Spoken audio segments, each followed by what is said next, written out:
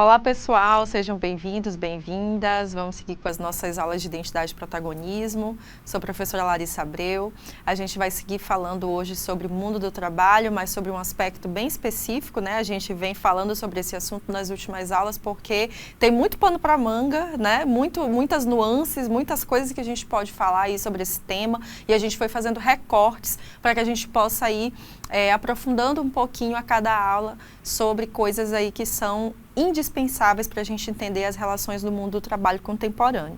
E uma das coisas que a gente vai falar hoje, né, é um alerta também para questões aí que são muito delicadas, e a gente vai falar sobre o trabalho infantil, certo?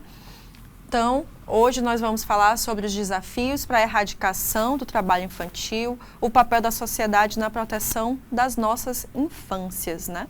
Então, para a gente começar caracterizando o que é o trabalho infantil, é toda forma de trabalho que seja realizado por crianças e adolescentes abaixo da idade mínima permitida no Brasil. E aí isso é muito importante, né, que a gente saiba fazer essas distinções, porque no Brasil o trabalho ele é proibido para quem ainda não completou 16 anos, né? Então, nas condições de jovem aprendiz, é permitido ali que esse jovem comece o trabalho a partir dos 14 anos, né? Mas isso na condição de jovem aprendiz, que tem algumas condições específicas também dentro aí da legislação. Então, se for trabalho noturno, trabalho perigoso, trabalho que seja insalubre, né, ou seja, trabalho que seja inadequado para condições de saúde, saneamento, questões de saúde psicológica e física, então esse trabalho ele é proibido totalmente até os 18 anos de idade. Então, todo trabalho realizado por crianças e adolescentes, trabalhos para quem é menor de 16 anos, ou trabalhos que sejam insalubres, perigosos, né, que tenham condições difíceis, apenas a partir dos 18 anos completos, né? E aí tem alguns trabalhos, algumas ocupações que elas acabam passando desapercebidas ou são invisibilizadas como sendo trabalhos, né? Então, esses trabalhos realizados por crianças e adolescentes que são admitidos pela sociedade. Então, por exemplo, trabalha ali, o menino faz um trabalho como comerciante ambulante, vendendo comida, vendendo doce, né? Ou então é um guardador de carros, flanelinha, ou então atua como ajudante em alguns pequenos negócios familiares, ou então trabalhando como carregador, ou então trabalhando como empregadas domésticas. Gente, muitas dessas coisas aqui são naturalizadas dentro de um cenário precarizado, né? Claro que a gente está falando desses trabalhos invisíveis aqui, que são trabalhos invisíveis justamente porque as crianças mais pobres são invisibilizadas no acesso aos seus direitos, né? Então, quando a gente está falando desses exemplos aqui, né, de comerciante ou de quem trabalha, né, vendendo alguma coisa, de criança que trabalha como flanelinha, que exerce trabalho às vezes, né, como carregadores, a gente está falando de crianças que estão em extrema vulnerabilidade social, que acabam fazendo esses bicos para ajudar famílias. Ou então, quem não conhece uma menina que foi retirada da sua casa bem cedo para morar com uma outra família mais longe e, entre aspas, ajudar essa família nos trabalhos domésticos, né? Então, tudo isso é muito naturalizado e invisibilizado porque vem de uma classe popular, né? Então, a gente olhar para esse lugar de combate ao trabalho infantil é também tocar nessas questões brasileiras que muitas vezes são tidas como adequadas, né, pelo senso comum. E aí, quais são os dados do trabalho infantil? A gente tem aqui 1,881 milhão de crianças e adolescentes entre 5 e 17 anos que trabalham no país, né?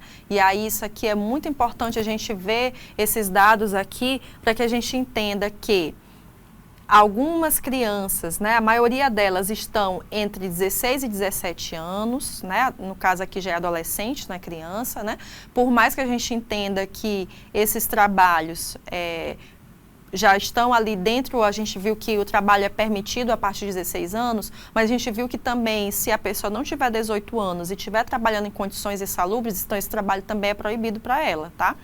Então a gente precisa entender melhor aí essa distinção. a gente tem 12,1% de crianças e adolescentes que não frequentam a escola. A gente tem até aqui um número considerado, entre aspas, pequeno diante da quantidade de pessoas trabalhando, né, crianças trabalhando. Mas o que a gente percebe? Eles não frequentam a escola, mas o que não quer dizer que crianças que estejam frequentando a escola, no contraturno, não estejam também exercendo outros trabalhos para ajudar suas famílias, trabalhos que às vezes podem ser extenuantes, né? Meninos em situação de trabalho infantil são a maioria, né? Então a gente tem aqui um recorte também de gênero, né? Grande parte das crianças e adolescentes em trabalho infantil são meninos, tá? E aí a gente vê que, aqui tem um outro dado que mostra assim, ó, 46,2% atuam nas piores formas de trabalho infantil. Olha essa quantidade, né, de crianças e adolescentes trabalhando nessas formas mais insalubres, mais precárias, mais degradantes, né? E aí a gente vai ver que existe uma lista, né, que é chamada lista TIP, que é a lista de trabalho infantil perigoso, né? Então a lista TIP, ela foi instituída pelo decreto número 6.481 de 2008, e nesse decreto vem toda uma lista dos trabalhos que são considerados os mais degradantes para as crianças e adolescentes, tá? Então, essa lista, ela vem trazendo todas as formas de escravidão ou práticas análogas à escravidão, elas vêm descritas. Ela vem escrita também ali, né, a utilização, a demanda e a oferta de pessoas com menos de 18 anos para prostituição, produção de pornografia, utilização, recrutamento e a oferta de crianças e adolescentes para atividades ilícitas. Isso aqui são exemplos desses trabalhos que estão aí nessa lista TIP, tá? Trabalhos que possam prejudicar a saúde, a segurança ou mesmo, né, a integridade moral e física dessas crianças ou adolescentes. Então, nessa lista tem-se aí esse número enorme, né? E aqui são só exemplos de tipologias, mas se vocês pegarem lá o decreto, né, como a gente trouxe aqui, ó, decreto número 6.481 de 2008, você vai poder acessar basicamente não, né, de forma mais aprofundada, todos esses tipos de trabalho considerados mais perigosos para a infância. E aí, quais são outros dados aí, né?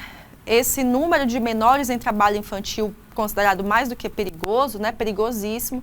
A gente tem aqui os jovens de 16 e 17 anos, mais uma vez, liderando, né, esse ranking. E a gente percebe que esses jovens que já estão próximo ali dos 18 anos, que é a idade em que é permitido o trabalho insalubre para crianças, eles são aliciados justamente por estarem próximos a essa idade, né?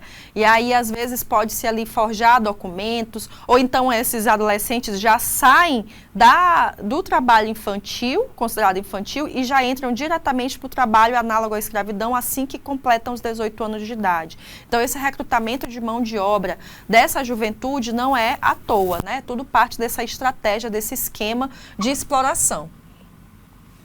Dados sobre o trabalho infantil. Meninas negras são as principais vítimas do trabalho infantil doméstico. Foi o que a gente trouxe ainda há pouco, né, falando que quem é que não conhece aí, ou então já passou na sua família, ou você mesmo não teve essa trajetória, de uma menina que precisou sair lá do interior para ir para uma cidade, né, ou então para ir sair de um povoado para a área mais urbana do seu município, para ajudar uma outra família na criação dos seus filhos, né, com a promessa de que você poderia estudar, né, de que você seria como da família, de que seria criado. Então, essa é uma narrativa muito comum no Nordeste, no Norte, no Brasil de forma como um todo, mas principalmente nessas regiões, e muito comum para meninas negras e periféricas, né? Então, esse trabalho infantil doméstico é realizado por meninas em 94% dos casos, né? Então, as meninas são trazidas propositalmente para esses espaços,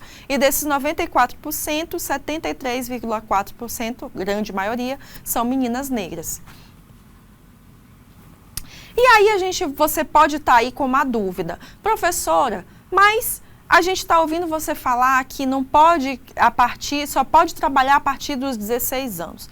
Então, o trabalho doméstico, ele é sempre um trabalho infantil, né? Eu não posso botar o menino para lavar um prato aqui em casa, professora, né? Seria mais ou menos isso? Não, né, gente? A gente tem que saber aí diferenciar com o bom senso, né? Aquele trabalho que está sendo degradante, que está impedindo a criança de estudar, de exercer a sua livre infância, de exercer, né, com saúde as suas necessidades, né, infantis, de exercer com saúde também, né, e afeto, ter acesso à educação, a uma série de outras coisas que lhe promovam bem-estar.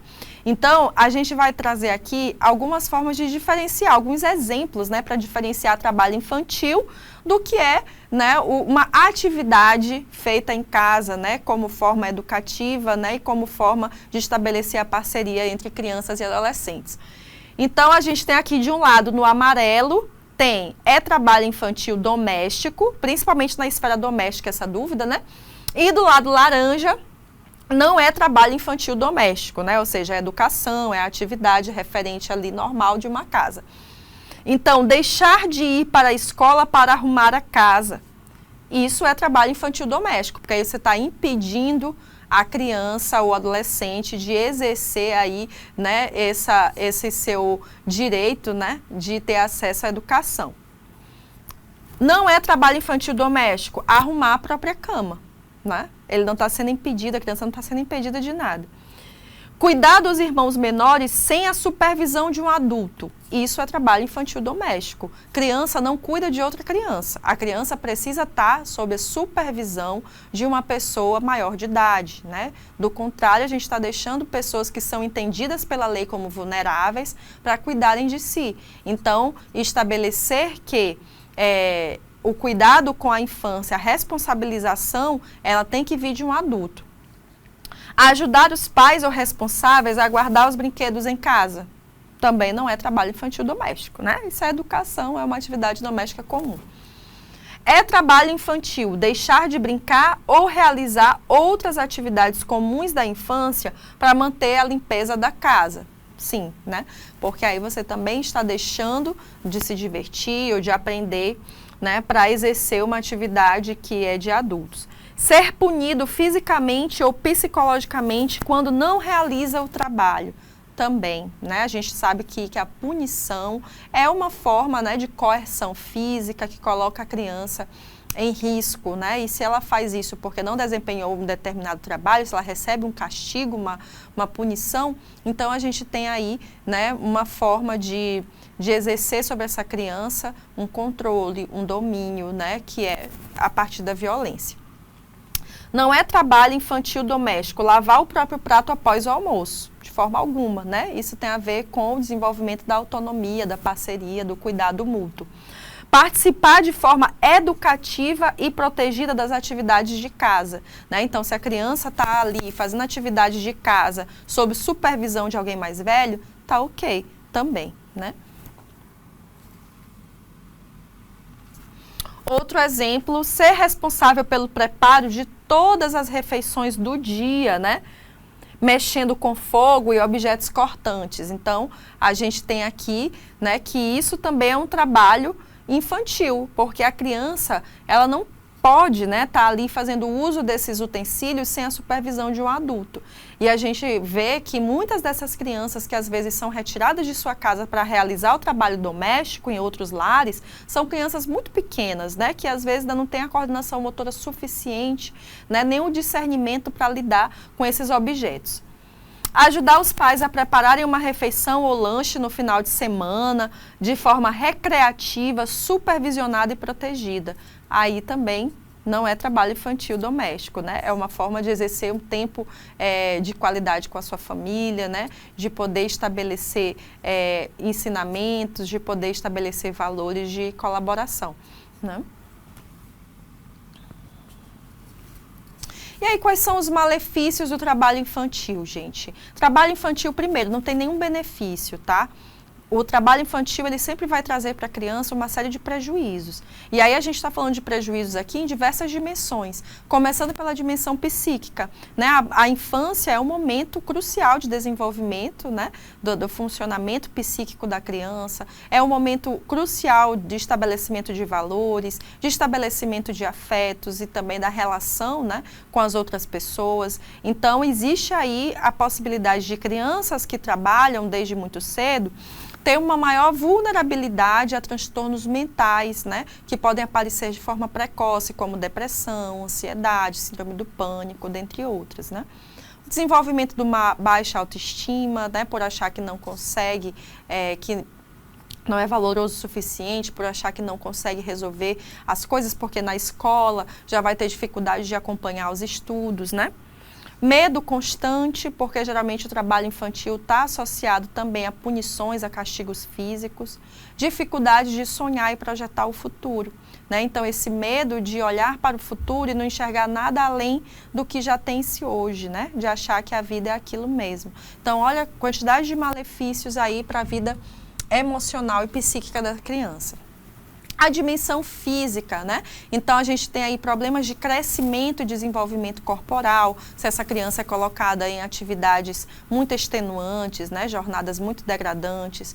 Doenças ocupacionais, então essa criança pode ter uma série de lesões por fazer algum esforço, né? De maneira repetitiva, sem os devidos utensílios. Dores na coluna, problemas respiratórios, dependendo do que essa criança trabalha, né?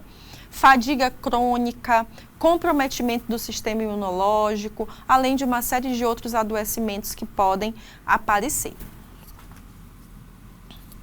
E na dimensão social, a gente também tem perdas muito importantes, como a questão do isolamento social, porque essa criança não vai ter tempo de brincar, de conhecer outras crianças, de socializar com outras crianças a partir de linguagens da própria infância.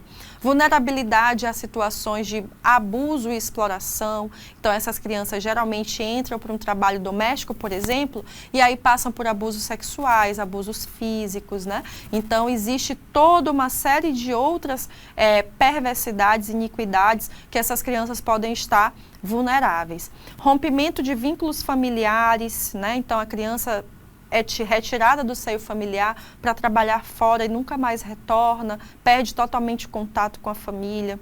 Reforço de ciclos de pobreza e de exclusão social, né? Uma vez que a criança é retirada de casa, da escola para trabalhar, dificilmente consegue retornar a lugares saudáveis, como eu falei no começo. Às vezes já entra para o trabalho análogo à escravidão, né? Diretamente a partir, seguindo um ciclo, né, de exploração. E quais são os impactos socioeconômicos desse trabalho, né? O Plano Nacional de Prevenção e Erradicação do Trabalho Infantil e Proteção ao Adolescente Trabalhador aponta que quanto mais precoce é a entrada no mercado de trabalho, menor é a renda obtida ao longo da vida adulta, né?